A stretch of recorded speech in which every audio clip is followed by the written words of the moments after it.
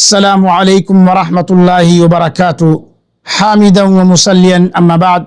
محترم سامعین و ناظرین، آج کی اس مجلس میں لے کر کے حاضر ہوں عشر ذی الحجہ میں تکبیر کی فضیلت۔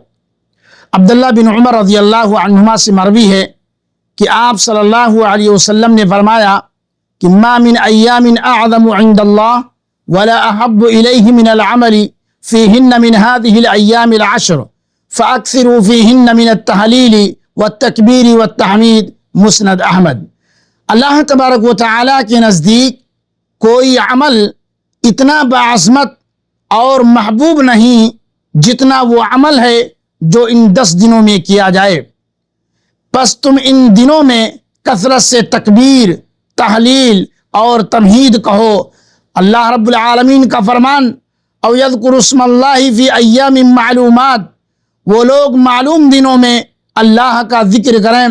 ذی الحجہ کی پہلی تاریخ سے لے کر ایام تشریق کے آخری دن کے غروب آفتاب تک، یعنی 13 ذی الحجہ تک، حاجیوں اور غیر حاجیوں سب کو اللہ رب العالمین کا ذکر ہمیشہ کرتے رہنا چاہیے۔ صحابہ کرام رضوان اللہ علیہم اجمعین ان 10 دنوں میں تکبیر کہتے ہوئے بازار نکلتے اور عام لوگ بھی ان کے ساتھ تکبیر کہنا شروع کر دیتے۔ تکبیر کے کلمات اللہ اکبر، اللہ اکبر، اللہ اکبر، لا الہ الا اللہ، واللہ اکبر، اللہ اکبر وللہ الحمد، اللہ اکبر کبیرا، الحمدللہ کثیرا، وسبحان اللہ بکرۃ واصیلا۔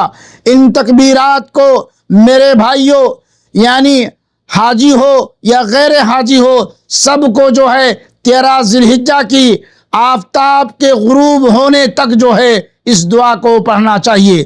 اللہ رب العالمین سے دعا ہے کہ اللہ تعالی ہم تمام مسلمانوں کو اس اہم تکبیر و دعا کو اپنے عمل میں لانے کی توفیق عطا فرمائے۔